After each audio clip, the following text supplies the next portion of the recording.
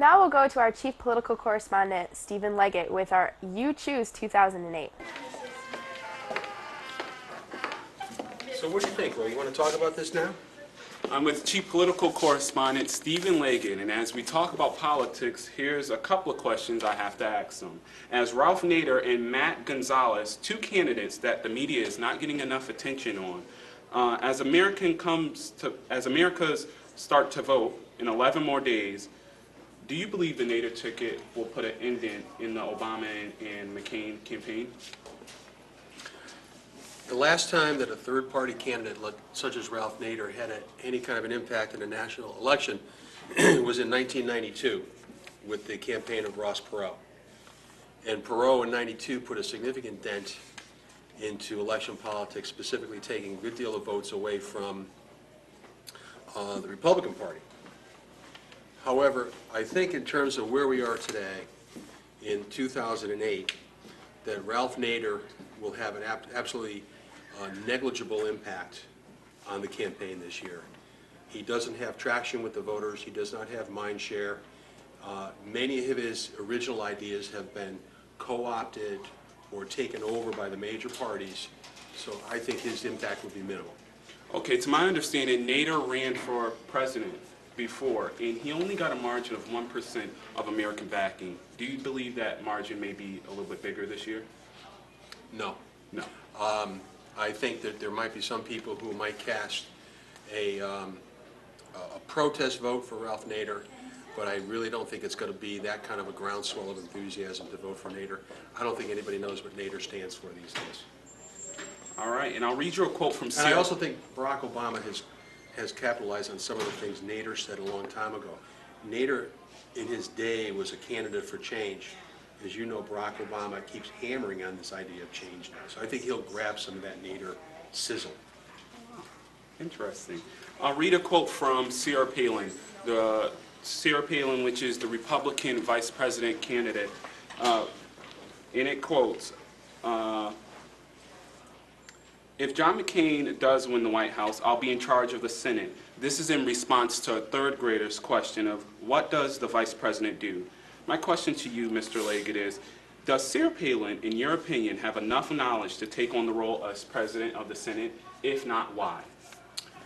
Well, I think she has enough knowledge to select an outstanding wardrobe, as she recently spent about $150,000 for clothing from Neiman Marcus. Her claim to fame has been largely her involvement in Alaska as a governor. I think the situation in Alaska demographically is substantially different than the situation in the United States as a whole.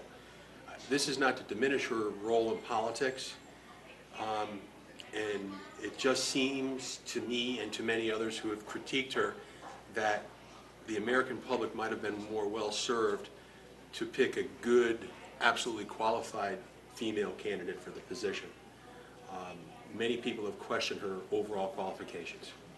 What would be one of the reasons why Senator McCain would have picked Governor Palin for his vice president candidate? The overwhelming reason that he picked Governor Palin was to appeal to the core constituencies of the Republican Party, which are those who are definitely right of center, the conservative, formerly people known as the moral majority.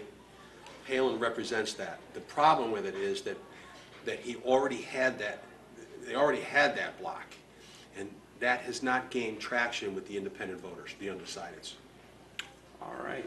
As gay marriages become a part of Connecticut law in a couple of more months, I believe, both vice president candidates don't support gay marriages. How do you believe the voters of Connecticut that are from the gay and lesbian community will vote for the president and vice president of the United States? I would think that the gay and lesbian community in Connecticut will vote heavily for Barack Obama. Barack Obama has also come out and said that he is all in favor of civil unions, as has John McCain. But Obama has this aura of change, a little bit more towards a liberal view of social issues and social values. I would imagine, if I'm a betting man, that community will go with Obama.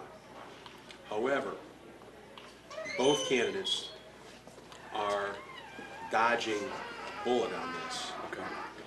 because both candidates are dodging the gay marriage thing by saying, I believe in civil unions, and ultimately saying it's the responsibility of the state.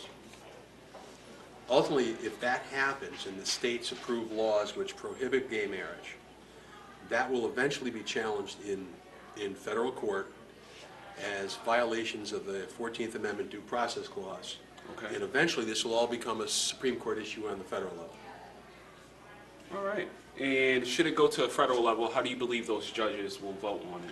All depends on who the judges are, Will. All right. If Barack Obama is president and he is able to appoint new judges as needed, he will probably appoint people who have more of a liberal feeling, liberal ideology. If John McCain were to be president, he's going to probably appoint more conservative judges. So it's all going to depend on the makeup of the court. All right. I'll read you a quote from Michelle Obama. Michelle Obama said to a Milwaukee crowd, "For the first time in my adult life, I am proud of my country because it feels like hope is coming back." This quote put a big dent in the Obama campaign, early in the campaign.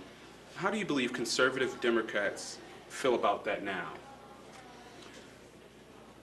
I think the conservative wing of both parties, they'll look at it differently. Conservative wing of the Republican Party will continue to point at that and say that she is not proud to be an American. I think the conservative wing of the Democratic Party has long forgotten it, because I think, unfortunately, attention spans, for whatever the issue might be, are very brief. Now, I was listening to a conservative talk show last night, Bill O'Reilly, the No Spin Zone, and this is on Fox, which is very much of a right-wing network. And O'Reilly said, he asked the question of a person, is it okay to make comments like Michelle Obama made? Is it okay for a political candidate or individuals to be even socialistic or even communist, if you will? Is that being un-American? And overwhelmingly, this conservative commentator, Bill O'Reilly, comes out and says, I don't think that's being un-American. All we're doing is expressing our individual thoughts and our opinions. He feels to express your thoughts and opinion is the basic principle of American democracy. So my answer to you, from me personally, I think it's definitely Michelle Obama's definite right to make that comment. Okay. And I suspect that over the course of time, as the polls are showing, it has a negligible effect at this point in time. Do you believe that they are sexist against Sarah Palin and her views? It would seem to me the segments of society that are sexist are also the segments of society that are most likely to support Sarah Palin. Okay. Because she's conservative, she's pro-life, she's a hockey mom, and all those types of things, you know? So the segment of society that you would typically think is going to be sexist will not be sexist because she conforms to their social values. Okay. Hillary Clinton was like the poster child of sexism. Hillary was what the sexist society looked upon and was the ultimate witch of society. She was strong, she was articulate, she was aggressive, all the things that society does not expect in most cases from a woman. All right. But Sarah Palin, they're cool with her.